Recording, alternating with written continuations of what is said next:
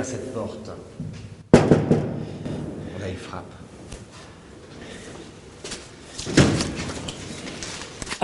Ah, monsieur Masquelier, je présume. Oui, exactement. Quelle coïncidence. Très content de te voir. Tu vas bien, bien, et toi-même?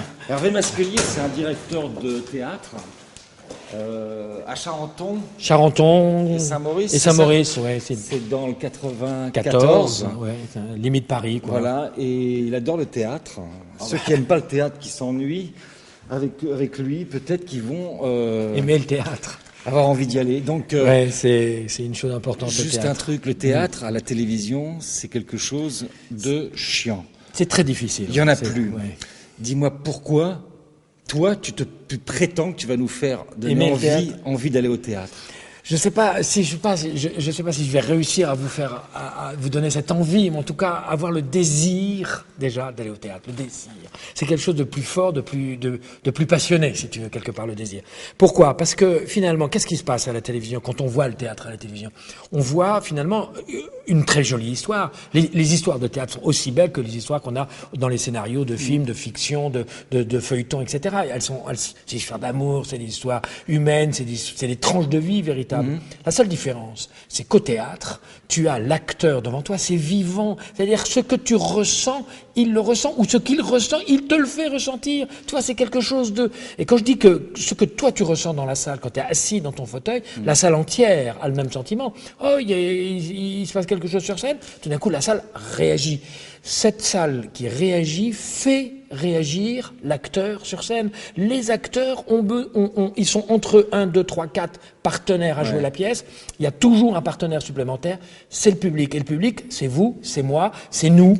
Et c'est pour ça que le théâtre, c'est quelque chose de formidable, parce que finalement, on est partie prenante de la pièce, même si on ne fait pas partie de l'histoire. D'accord, alors, voilà. Il va nous parler d'une pièce aujourd'hui.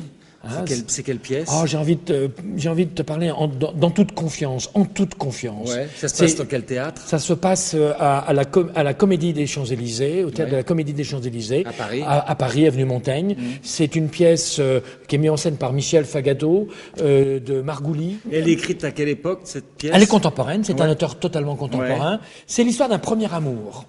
C'est un premier amour adolescent, étudiant, entre une jeune fille qui est jouée par Barbara Schulz, qui rencontre là un de ses amis étudiants, qui a une ambition formidable, qui est une ambition de peintre, et qui sait pas trop comment vivre cette ambition. Mais c'est vrai qu'à 20 ans, est-ce qu'on est capable de pouvoir forcément déterminer son talent, son envie de talent? Tu vois ce que je veux dire? Est-ce que je suis un bon ou un mauvais artiste? Est-ce que je serai même un artiste plus tard? Et cet homme, cet étudiant, était fou amoureux. Et le seul problème qu'il a, c'est que lui, il est juif, avec une culture extrêmement présente, une éducation qui lui fait ressentir ça, et sa petite amie est goy, comme on dit traditionnellement. Et le jour où sa maman disparaît, comme finalement ça nous arrive tous, il reçoit de plein fouet cette souffrance de cette disparition de cette mère qu'il perd, et tout d'un coup, le fait même d'être juif et la tradition de la culture juive l'oblige à se séparer de sa petite amie.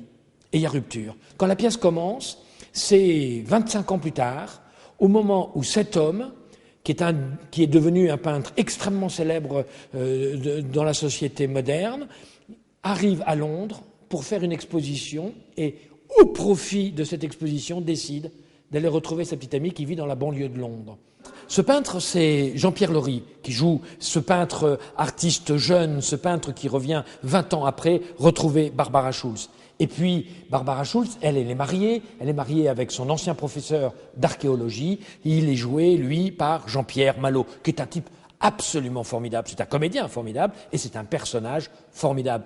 Et l'histoire va être l'interrogation de pourquoi ce peintre qui est devenu célèbre, qui était le petit ami de Barbara Schulz, de cette héroïne, au milieu de ces deux hommes, pourquoi ce peintre revient la voir. Quelle est la démarche qu'il fait? C'est la question qu'elle lui pose. Pourquoi tu reviens? Qu'est-ce que tu viens me chercher là? Alors, ce qui se passe, et bien évidemment, c'est inévitable. Le mari de Barbara Schulz dans la pièce voit ça d'un assez mauvais œil. Il dit, mais qu'est-ce qu'il vient faire là? Il vient te draguer de nouveau, il vient te chercher de nouveau. Qu'est-ce qu'il a besoin? Lui, il est célèbre, le monde entier est à ses pieds. Qu'est-ce qu'il a besoin de venir nous voir? Qu'est-ce qu'il a besoin de venir te voir? Voilà une drôle d'histoire. C'est une drôle d'histoire, c'est une très très belle histoire. Ouais. C'est une très très belle histoire. Finalement, qu'est-ce qui m'arriverait à moi si demain je devais devenir célèbre? C'est-à-dire célèbre dans tout ce que cette société fait de la célébrité, c'est-à-dire cette société média. Hein, c'est-à-dire, lui, sa célébrité, non seulement il est talentueux, apparemment, on ne voit pas ses œuvres. Donc, c'est vraiment on voit pas. Non, on ne voit pas ses œuvres. œuvres. On ne voit pas les œuvres. Mais il est célèbre, il est dit comme célèbre. Mais c'est justement ça.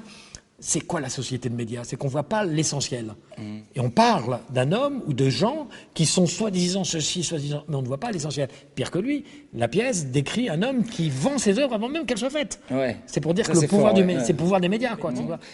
Eh bien, effectivement, l'artiste se trouve pris dans ce piège événementiel de cette célébrité-là et il perd une partie de son identité. Et on n'est jamais artiste avec sa propre identité sans qu'il y ait une douleur quelque part. Parce que la sensibilité artistique, elle est faite de de cette rupture qui existe entre une souffrance et l'expression de cette souffrance. Et ça, c'est ce qui fait qu'un jour, tu deviens artiste, tu as envie de dire des choses, tu as envie d'exprimer quelque chose, tu as envie de te libérer de ça. Si, en plus de ça, avec la célébrité, tu retrouves une autre forme de rupture nécessaire parce que tu es pris dans un carcan et un piège, au milieu de ça, tu retrouves un amour passé que tu sais que tu as laissé de côté pour des raisons, ma foi, de ces choix terribles qui sont comment je vais assumer tout ce que je dois assumer, moi, ma fragilité, mes ruptures, l'éducation que j'ai reçue, l'amour que je dois avoir ou que je dois porter pour une femme qu'il faut que j'assume, et quand j'ai une communauté qui me refuse cette culture-là, et puis moi, en tant qu'artiste... Elle est bien, la pièce? Elle est formidable, la pièce. Honnêtement, comment il joue et tout ça, c'est bien. Ah non, mais c'est juste, c'est pur, c'est retenu. Barbara Schulz, là-dedans, est une comédienne qui retient toute la sensibilité. On sent bien cette fragilité. On sent bien cette petite chose que je dis. Attends, finalement, cet homme, c'est vrai que j'ai de l'affection pour lui, c'est vrai que j'ai de l'amour pour lui. Est-ce que je basculerai de nouveau dans ses bras? Je n'en sais rien. Mais j'ai quelque chose, manifestement, pour lui, quoi. C'est évident, tu vois. C'est remarquablement joué, c'est remarquablement retenu.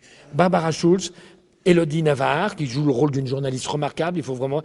Jean-Pierre Laurie, et ce peintre formidable, et puis Jean-Pierre Malo, qui est le mari de Barbara Schulz dans la pièce. Tu peux sortir du parking de la télé libre, bon, à bientôt. À bientôt, merci de m'avoir reçu. Salut Hervé.